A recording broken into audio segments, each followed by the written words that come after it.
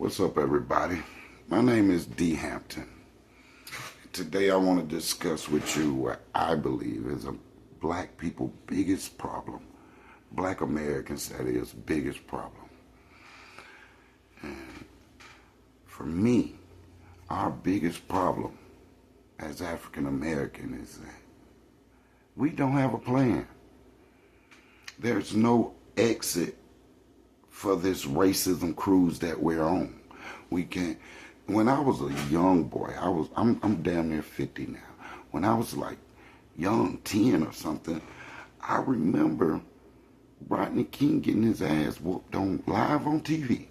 Live on fucking TV. Rodney King got his ass beat. You understand what I'm saying? And then they let the cops go free. And I was like, that's some hellified racism. And here we are now.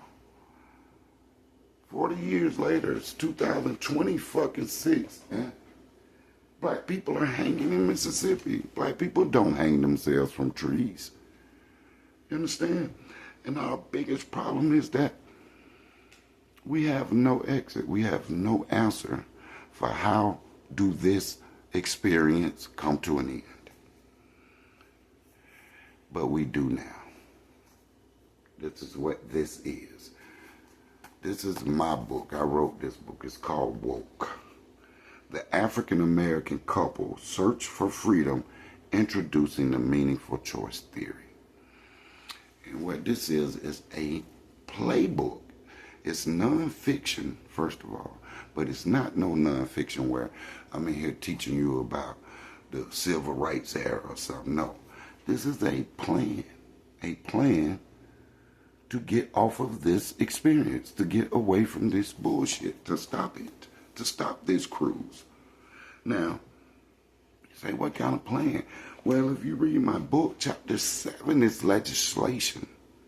It's some legislation I have wrote that you should just read. You can just read this, and it's a plan where we all walk in motion and know what's going on, and we all vote the same way, we all think the same way, at least enough of us to move something forward. You understand? Like, we just give out our votes right now, but we got problems, but we just give them out. You understand? Now, what I want to do is show you what this book teaches you, because this ain't about reparations. Reparations is not my gist. This ain't how to get reparations or nothing to do with reparations. This is something else. This is a whole new way of thinking. It's like if you had a Rubik's Cube, you could do your Rubik's Cube, right? And you're all mixed up, you've been moving shit. But sometimes you have to just take that Rubik's Cube and hold it out here and look at it. And then you say, yo, if I get these greens on this side with these greens, I'll be working with something. It's about perspective. You understand? And that's what I'm going to try to teach you in this video, is my perspective and what meaningful choice theory is. And I want to start this by showing you, just telling you about Mississippi. Now, Mississippi, people are getting hung from trees in 2026 in Mississippi. And when you look at this story and you hear about black people hanging from trees, what do you think? You probably think, yeah, them racist motherfucking Mississippi. Racist ass Mississippi. You know what I'm saying? Just racism, white racist people like they're hanging themselves or some bullshit. You know what I'm saying? Just no one is thinking like this book will teach you to think, is my point. Now, first of all, let me give you a couple Mississippi stats. In Mississippi, there's 1.1 million African Americans that live in the state of Mississippi. You know what I mean? 1.1 million.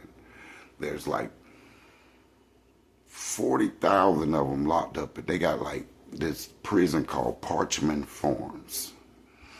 And this prison, Parchman Farms Prison, or it's the Mississippi State Prison, or whatever it is, but it was built on a plantation right after slavery ended.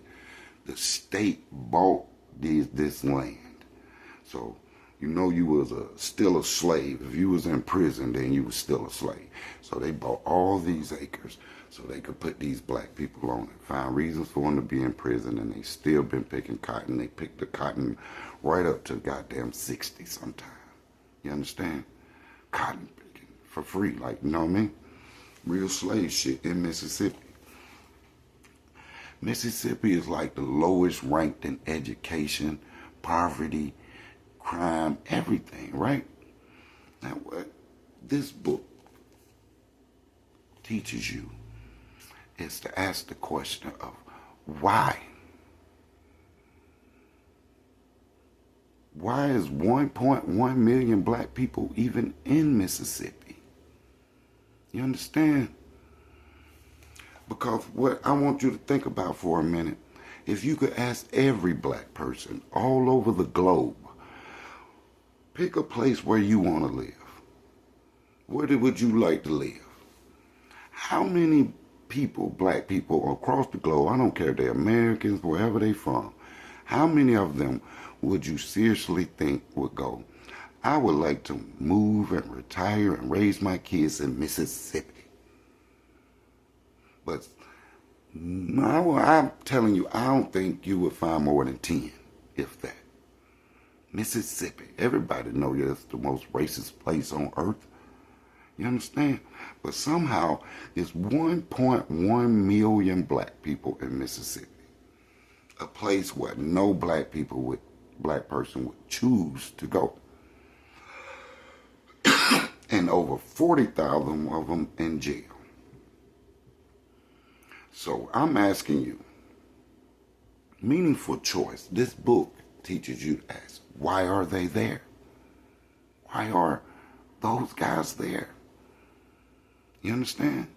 Are they there because they just happen to be in Mississippi because at some point in their life they made like bad moving, that their descendants made a move to Mississippi, was like, yeah, we're going to move into Mississippi and go there, and because we're going to pick up all our shit and go and move to Mississippi. So now they're dealing with this low poverty rate, this high crime rate, this hangings, niggas hanging from trees. Now they dealing with that. No, that ain't what happened. These families was forced. First, they was forced into America.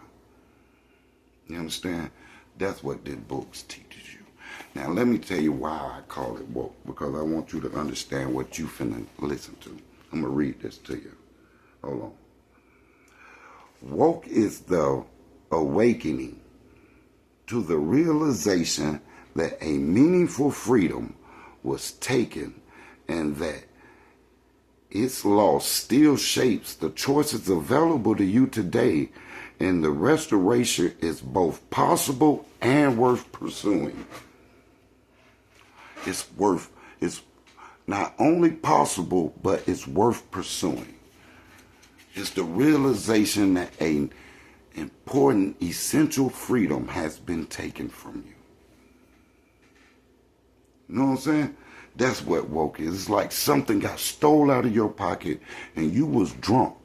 You was drunk and they stole your wallet, and you might have to go home, fall asleep, sober up, wake up, and then you go to feel in your pockets like, oh shit, all the shit in my pockets are gone.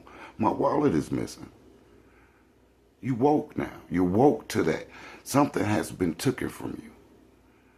You understand? And now you can restoring it is not only possible, but worth pursuing.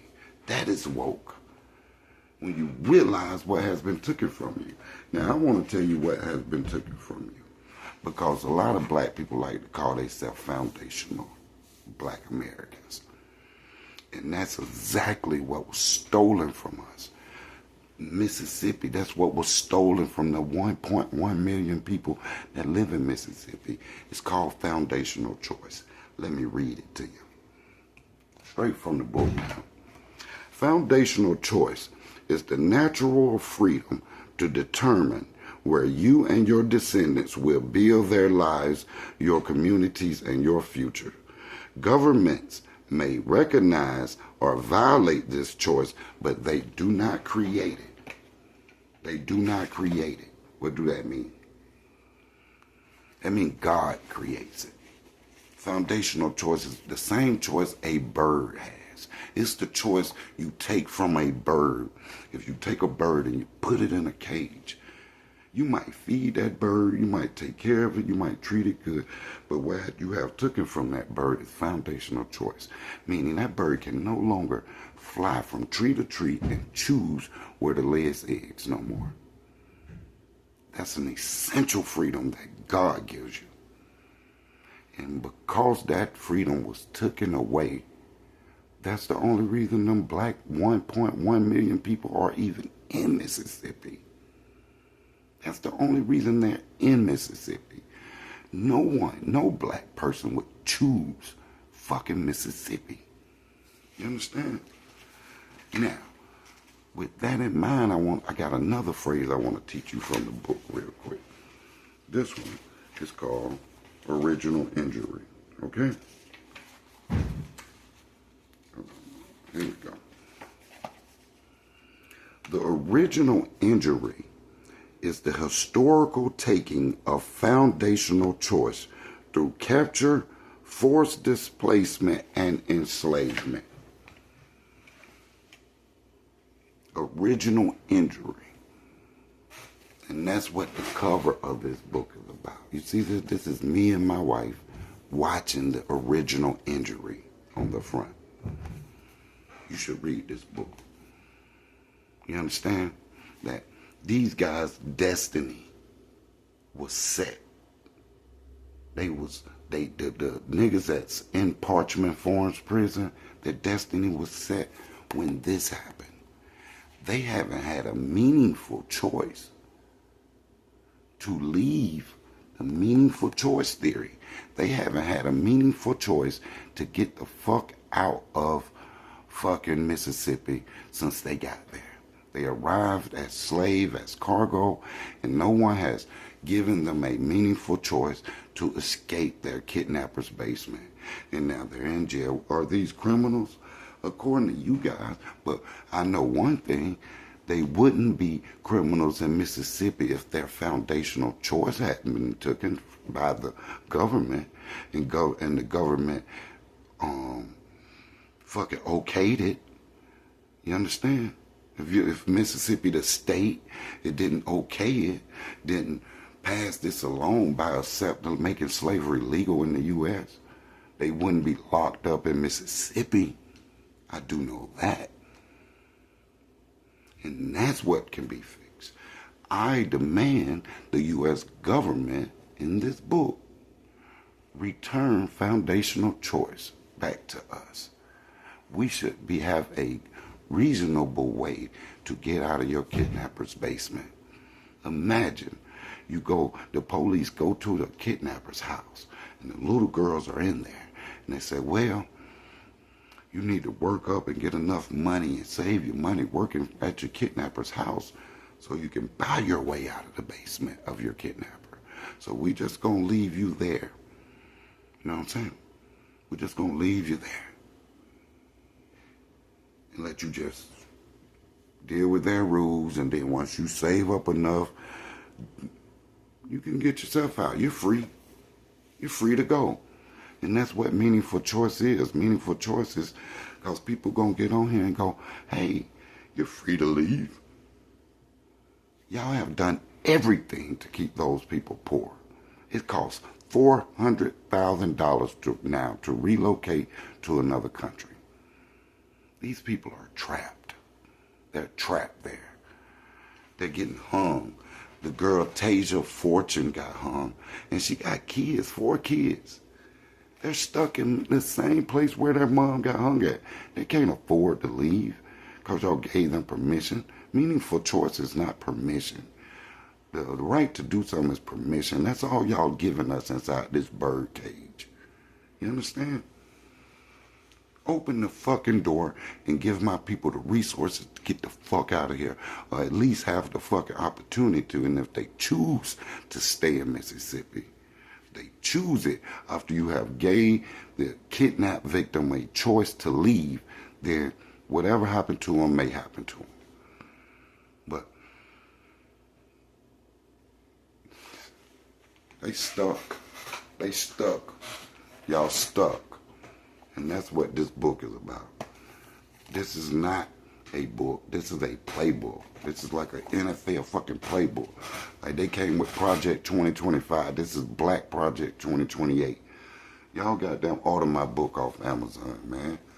Like, and if you don't like my plan, come up with one. I told you our problem is that we don't have a plan. I welcome more plans. More plans. My book has legislation. Choice Restoration Act it's called. I wrote it in here. Do something better. Or just what? Y'all want me to drop a mixtape? I ain't dropping no fucking mixtape. I know who my ops is, my nigga. You know what I'm saying?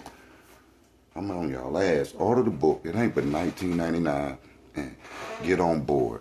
I got no Instagram followers. I got no TikTok because I just started both of them. That's why. I just started them. I was not an online person.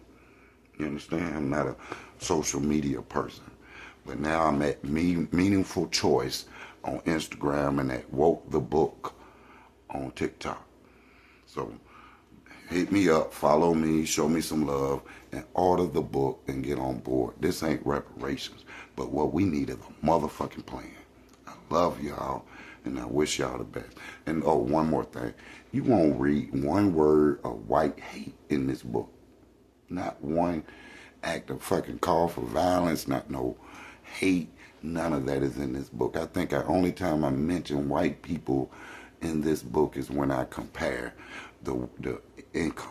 When I compare black household income to white household incomes. You understand? This is about a plan. And we need to move as a unit. Order this book today. This may change the world. And if it don't change the world now, maybe generations later would be smart enough to pick up on what I'm putting down. Deuces and fuck Mississippi.